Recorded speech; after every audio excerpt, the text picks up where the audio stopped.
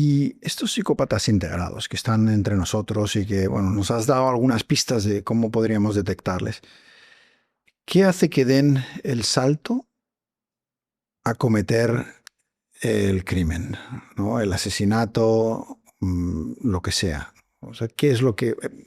el gatillo, digamos? Una vez que hemos dejado claro que los rasgos de psicopatía, que el trastorno antisocial de la personalidad y que el psicópata, como dice Vicente Garrido, del que he aprendido muchísimo, es una forma de ser. La psicopatía es una forma de ser, tienes unos rasgos de personalidad que te predisponen a llevar a cabo conductas que dañan a personas de tu entorno. Están los que matan y los que no matan. Uno de los más paradigmáticos son los psicópatas de cuello blanco, que ya hablaremos en su momento. Ahora me preguntas por los que se convierten en multicidas. Pues la criminogénesis de los multicidas con rasgos de psicopatía son sus fantasías. Y estas fantasías tienen un origen. Hay diferentes teorías, pero una de las teorías que son las teorías que nacen en el FBI cuando se hace la investigación sobre la personalidad criminal, la conducta delictiva, es el hecho de investigar su infancia. Y cuando hablo de infancia, hablo de una edad muy temprana en su infancia. Las fantasías comienzan a elaborarse en un momento muy temprano porque determinadas situaciones traumáticas, repito, excesivamente traumáticas, y hablo de abusos psicológicos, físicos, sexuales o emocionales, ausencia de amor materno o paterno, crianzas delegadas, hacen que estos sujetos, con el paso del tiempo, creen un lugar en su cabeza, en estas fantasías, en el que cambia o invierten el rol. Dejan de ser víctimas y pasan a ser victimarios. La mente de una persona que termina convirtiéndose en un asesino en serie es un cuaderno en blanco, es un espacio perfecto para ensayar su crimen. Lo que sí, antes de cometer su primer crimen, pasan por muchísimas fases.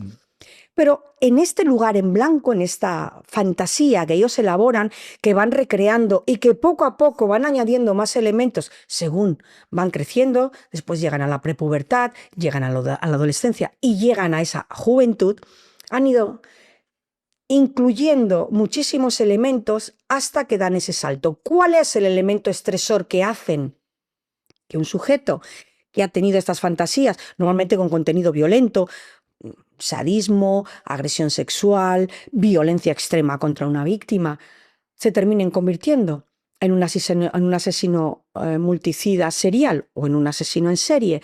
Pues son de diferente calibre y, como he dicho antes, el crimen es multifactorial. En unos casos influye el hecho de que estas fantasías, como estamos hablando de compulsión, hace que ya no puedan, son fantasías recurrentes, ya no puedan más. De esa fantasía pasan a lo que se conoce como el acting out, o los actos previos o de preparación al primer crimen, y finalmente traspasan su fantasía a un escenario real. Y hay muchísimos ejemplos de los que hablo en mis publicaciones. Luego tenemos que tengan una situación personal concreta, pues que les deje una pareja, que sufran una situación personal que no saben gestionar, porque claro, estamos hablando de infantes, de niños que ya han crecido y que no tienen las herramientas para gestionar determinados problemas, determinadas situaciones, porque no se las han enseñado. Porque ellos se consideran víctimas. Muchas de ellas víctimas, y llegan incluso a justificar sus crímenes. Sí, o sea, yo vivo esta situación injusta por lo que sea y eso justifica que yo asesine o que cometa lo que puede ser no sé si es una venganza, una sensación de venganza con la sociedad, lo que hace que lo cometan. Pero luego muchas veces eligen de una manera muy arbitraria a esas víctimas, ¿no? Exacto. Aquí está el tema de la motivación y el móvil. Vamos a centrarnos en la motivación. La motivación es la causa última que lleva a una persona a cometer un delito. Y estas motivaciones están vinculadas a las fantasías, a las necesidades psicológicas o a las emociones. De modo que, como ves, es algo intrínseco, subjetivo. Cada una de estas personas tendrá una motivación para cometer un crimen. El poder y control sobre la víctima, la Esta es muy gratificación. relevante, ¿no? Sí. La del control. Mucho, mucho. Porque justamente son sujetos que nunca han tenido control sobre su vida, sino que han vivido bajo la sombra, el maltrato, el abuso de sus progenitores, que pueden ser su padre o su madre, o incluso pautas de crianza delegadas, como puede ser su abuelo o su abuela. Y tenemos muchísimos ejemplos en la historia criminal. Entonces, de pronto, ellos empiezan a tener control en esas fantasías y finalmente ese control lo llevan a la realidad sobre sus víctimas. También tenemos sujetos que matan por venganza, tenemos sujetos que matan por placer, tenemos sujetos que matan porque creen que están limpiando a la sociedad de lo que ellos consideran personas indeseables, prostitutas, vagabundos, homosexuales, de modo que las motivaciones que tiene un asesino en serie o un asesino múltiple en un solo acto están vinculadas a sus vivencias, a sus emociones, a sus fantasías, y cada uno de ellos tendrá una motivación diferente para cometer un crimen. Pero estos que justifican que es que yo he sido una víctima y ahora lo que estoy haciendo es devolver todo el daño que me han hecho a mí, se muestran a la sociedad ellos, algo que no hacen las mujeres, sino que las mujeres hacen todo lo contrario, se muestran a la sociedad como monstruos. No he tenido más remedio que porque me han hecho así. Eso lo dice Edmund Kemper. Yo soy el producto del odio que me tenía mi madre. Yo soy el producto de que mi madre no me quisiera jamás. De hecho, fue relegado a vivir en el ostracismo, en un sótano en su casa. Ella y sus hijas. En parte tienen razón, entre comillas, digo, sí, en el sentido de que, bueno, si hubieran nacido en una familia estructurada, sus padres les hubieran querido, a lo mejor no habrían acabado convirtiéndose en asesinos. A Javier Rosado lo querían. A Javier Rosado sus padres siempre le trataron bien, le dieron todo lo que quería. Era él el que tiene unos rasgos de psicopatía marcados, psicópata primario sádico, lo que le convirtieron en un asesino. De modo que sí que es verdad que la situación en la que se vive la infancia, esa situación donde tiene que haber una gran sensibilidad. Cuando somos niños nos enseñan a socializar, nos educan y nos enseñan a ser empáticos. Si eso no se produce, si no se dan unas herramientas de gestionar situaciones, problemas y emociones, y además sufrimos abuso o maltrato, estamos nutriendo a un posible asesino en serie. Esto no quiere decir que la gente que ha sido maltratada, hombres o mujeres, todos vayan a ser abuso sexual, se conviertan en asesinos, porque está demostrado, está demostrado que no es así. El crimen es multifactorial. El hecho de haber sido abuso de víctima sexual no te convierte en pederasta. Pero es más probable. Es más probable, pero se tienen que dar otros factores. No es un solo factor el que determina por qué nos convertimos en asesinos o en asesinas. Por eso digo que es una complicada interacción entre determinados factores biológicos, psicológicos y sociales. ¿Cómo seleccionan a sus víctimas? Porque, claro, una vez pasan de la fantasía a voy a cometer un asesinato. Es simplemente, bueno, en el juego del rol, ¿no? Una parada de autobús, no recuerdo ahora mismo el nombre del que cometió el crimen, pero... Javier Rosado. Javier Rosado, sí. Félix Martínez. Lo has mencionado varias veces. Y de repente aquí tenemos, primero, una persona extremadamente inteligente, graduado en químicas, con una vida aparentemente normal, como tú has dicho, con unos padres que le querían y demás, que crea un juego del rol y que además dice una cosa que tú has mencionado antes, ¿no? Que cree que hay unas personas que son las más débiles, que no merecen vivir. Y escoge con absoluto albedrío. Y una de las cosas que me ha sorprendido cuando leía su historia es cómo ellos mismos o él mismo siente cierta satisfacción en el hecho de podía haber sido esta chica que pasó a mi lado y por una determinada circunstancia decidí que no era ella, ¿no? El control, me imagino que también está ahí. Y al final acaba matando a puñaladas de una manera salvaje en una parada de autobús a un hombre de 52, creo. Y luego hace unas descripciones en su diario del ensañamiento, del haber disfrutado de ese crimen, que la verdad es que te deja con la piel erizada, ¿no? Que pueda existir ese grado, ¿no? de psicopatía o de crueldad. Exacto. Empecemos por el principio. ¿Cómo seleccionan a sus víctimas? Bien, pues cada asesino va a seleccionar a sus víctimas atendiendo a su motivación, atendiendo a las fantasías que ha elaborado durante años en su mente, atendiendo a la necesidad que quiere satisfacer y atendiendo a su psicología. ¿Esto qué quiere decir? Que vamos a tener asesinos que van a seleccionar a víctimas al azar, Alfredo Galán, que vamos a tener asesinos que van a seleccionar a personas excesivamente vulnerables, que tenemos asesinos que van a seleccionar a sus víctimas porque cumplen con su fantasía, y tenemos asesinos que van a seleccionar a su víctima por el criterio de la oportunidad, porque están en el momento justo, en el lugar justo. Es decir, utilizan el criterio de la oportunidad para llevarse o atacar a su víctima. De modo que la selección victimal de un multicida depende de muchos factores. Y esto es importante a la hora de vincular el crimen con el tipo de víctima, porque cuando hablamos después de análisis conductual o perfilación criminal, sabiendo el patrón victimal, podemos ser capaces de prevenir un delito sabiendo qué tipo de víctima busca o en qué lugar la busca. 2. Javier Rosado. Javier Rosado llevaba una vida normal, era un estudiante en la universidad, brillante, de hecho en prisión acabó 2 carreras más. Eso me sorprendió muchísimo, ese dato. Ayudó en prisión a alfabetizar a muchísimos internos, conducta impecable. Está claro por qué tiene una conducta impecable. Tener una buena conducta implica beneficios. Los beneficios implican algo bueno para él.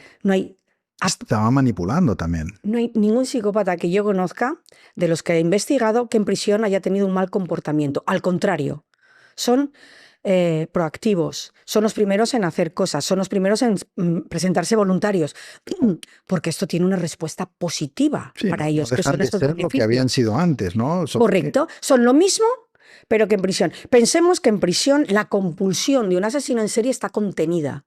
Esto no quiere decir que la compulsión, cuando salgan a la calle, como ha pasado con Remedios Sánchez, no vuelva, porque Remedios Sánchez obtiene un permiso penitenciario y vuelve a matar a una anciana. Ya había matado a 3, 5 tentativas aquí en Barcelona, le dan un permiso penitenciario y vuelve a matar. De modo que su conducta compulsiva asesina lo que ha estado es contenida, no ha sido cambiada, no ha sido modificada, porque estamos ante una persona con rasgos de psicopatía.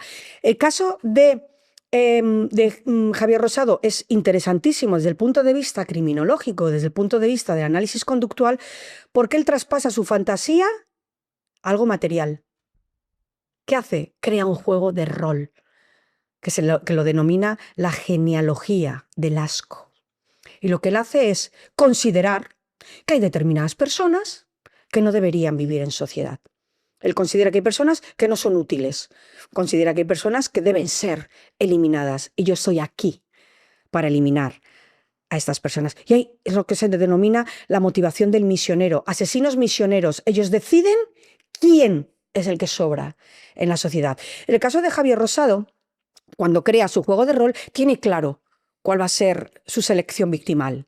Pero claro, ocurre algo muy interesante, y eso cuando salen a la 1 de la mañana totalmente preparados para matar porque con guantes de látex, armas, convence a un amigo. Sí, y lo convence además de una manera muy sencilla. Él es mayor, Félix queda totalmente seducido por la capacidad. Ahí está el psicópata que seduce y manipula a un menor de edad. A un menor para que haga o participe en el crimen.